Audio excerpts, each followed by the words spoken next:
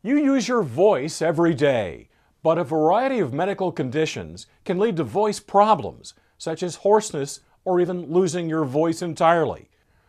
We spoke with Dr. Andrew Florea at Redlands Community Hospital to find out more about common voice problems and the treatments that are available. It's important to realize that voice problems can basically affect anybody at any time for a variety of reasons. People can undergo surgery and they can develop a voice problem after surgery from the endotracheal tube. People can develop voice problems after regular colds or viruses or throat infections. As we mature in age, we can develop voice problems as our vocal cords thin out. Then acid reflux is a very, very common cause of voice problems too, and that's becoming almost an epidemic in this country. And we asked Dr. Florea, when should someone see their doctor for voice problems? If people are having a very breathy voice, or if they're requiring more effort to talk, or their voice is fatiguing or tiring out on them by the end of the day, if they have difficulty projecting their voice, or if their voice is very slow to warm up, they should have it evaluated and checked out, particularly if it's been an ongoing problem.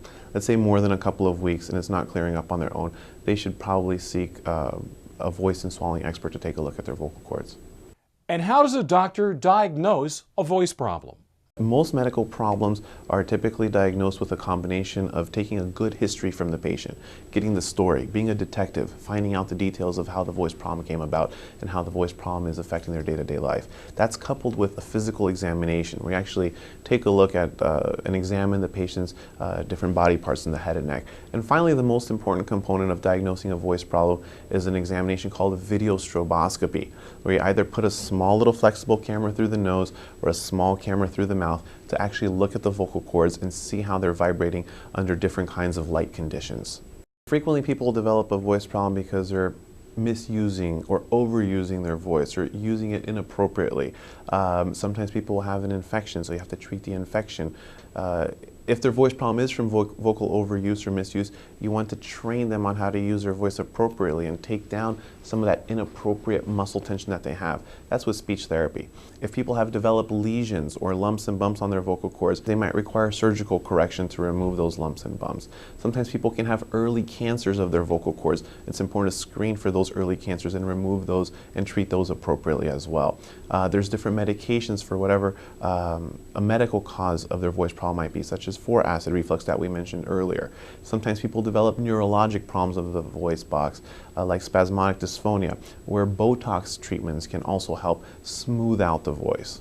So it really depends on the underlying voice problem, will ultimately lead us into the right treatment algorithm or to the right treatment path for the patient.